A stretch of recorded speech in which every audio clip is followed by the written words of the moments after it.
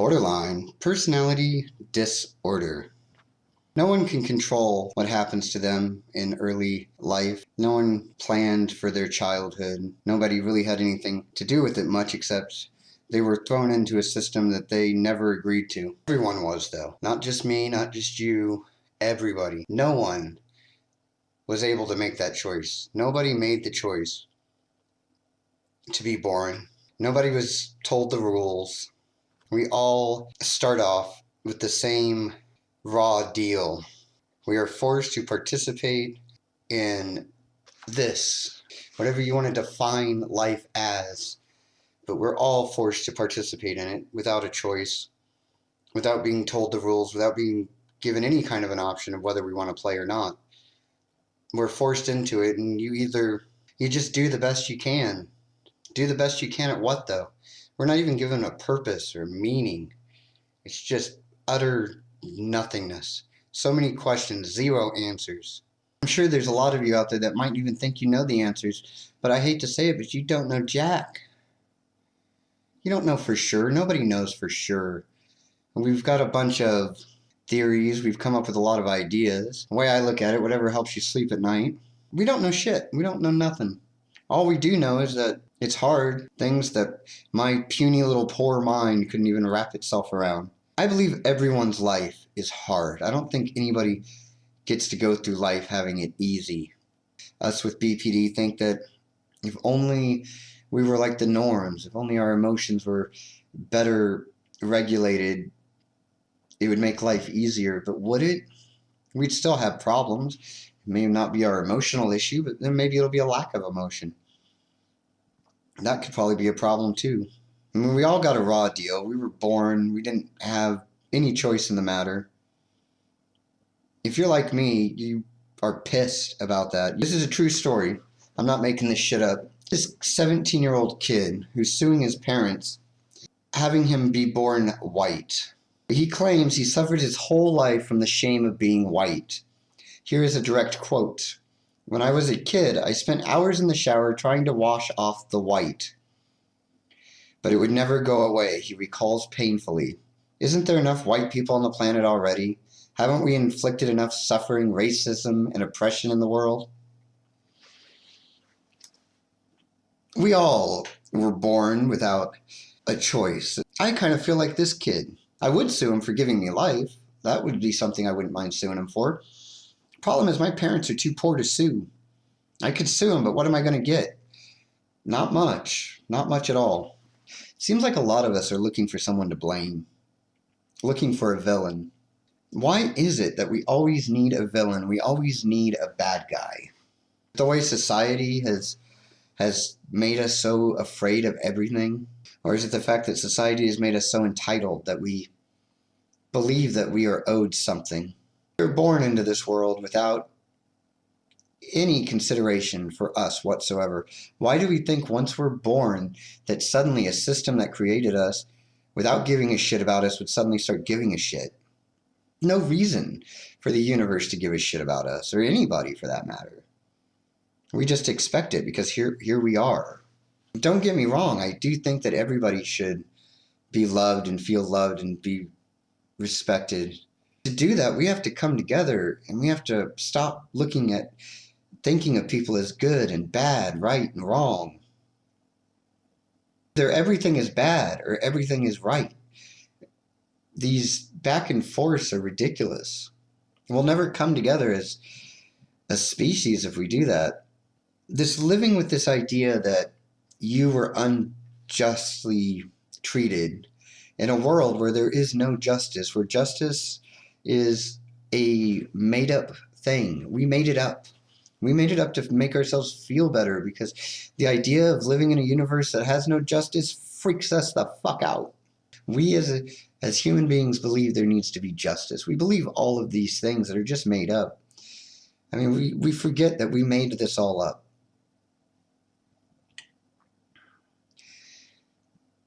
We found ourselves on this spinning rock, hurling through space, without being asked if we wanted to be here, without being told the rules, without being given an instruction manual. And over the course of many, many, many, many years and generations, have come up with our belief system of what it's all about. It's all bullshit. It's all made up. None of it matters. There is freedom in that. There is freedom in knowing that none of it matters.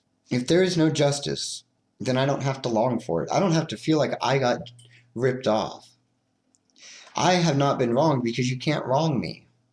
Because there is no wronging. Wronging is just a concept that we made up. Getting into some of the really higher level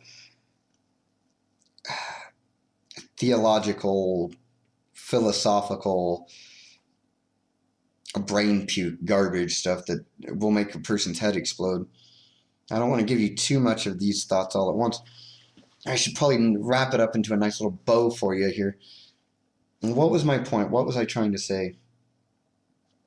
Stop looking for a victim. Or no, stop being a victim. We all like to play the victim. There's a lot of... We like to self-pity and think that we have been wronged. Everyone's been wronged. We're either all been wronged, since we have all been wronged, we've all been screwed, then there's no justice for any of us because we've already gotten justice. You've been wronged, yet whoever wronged you has been wronged. Everybody's been wronged. Justice is just kicking all our ass. It's all negative. But you can take satisfaction in the knowledge that anybody that's wronged you or any injustices that have been done to you, the universe has made sure that equal injustice has been done to everybody as well. We're all equal in the fact that we're all screwed over and that life equally anally rapes us, sometimes daily. I think we could use that to come together. I think humanity could come together if we all just realized that. We would have no more borders. There'd be no more nations. We'd all come together in peace and loving harmony, just knowing that the universe equally anally rapes us.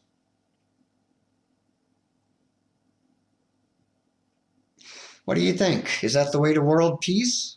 There's a comment section. Use it.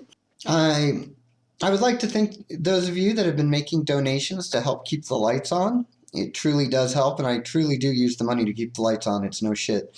It's the truth. If you'd like to make a one-time donation, you can do that through my PayPal. There is a link in the description below. If you're looking for something a little bit more monthly, a subscription of some sort, I also do Patreon. It costs $1, but you know what they say, showing's better than telling. Here's what you're missing over on Patreon. When I go to film a YouTube video, the creative side completely takes over. I may go into it thinking that I know what I'm going to film, having an idea. I might even have an outline of what I want to talk about. None of that matters. Once I put on the MrBPD stuff, I got the camera going, the creative side just takes over, and it does its own thing. It does whatever video it wants to do. A lot of times it will be relatively maybe in the ballpark of what I'd come up with. Sometimes it's not even close. It's the outline I made just gets thrown out the window. I'm kind of along for the ride. I get swept up in it. Once I start making a YouTube video, it has to be... It doesn't matter. I will start it and I will not stop until it is done. So when I go to make a YouTube video, I'm looking at a good at least 6-7 hours worth of work, and that's if nothing... If I don't want to do anything special and make it... and I never know what the creative side's going to do with it. So sometimes it can take up to 15, 16, 17 hours to get a video done. Oh. Oh, that stinks. Oh, Jesus. Fuck. The hell crawled up my ass and died.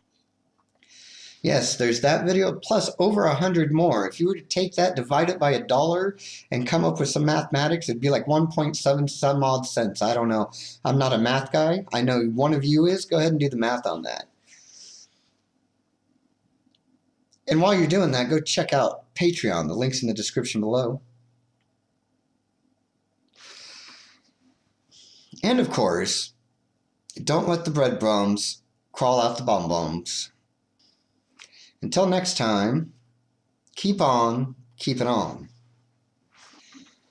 Until next time, keep on keeping on.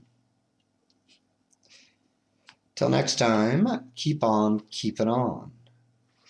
You know, if you just keep saying that over and over again, it gets harder and harder to say because each time it sounds worse and worse and worse.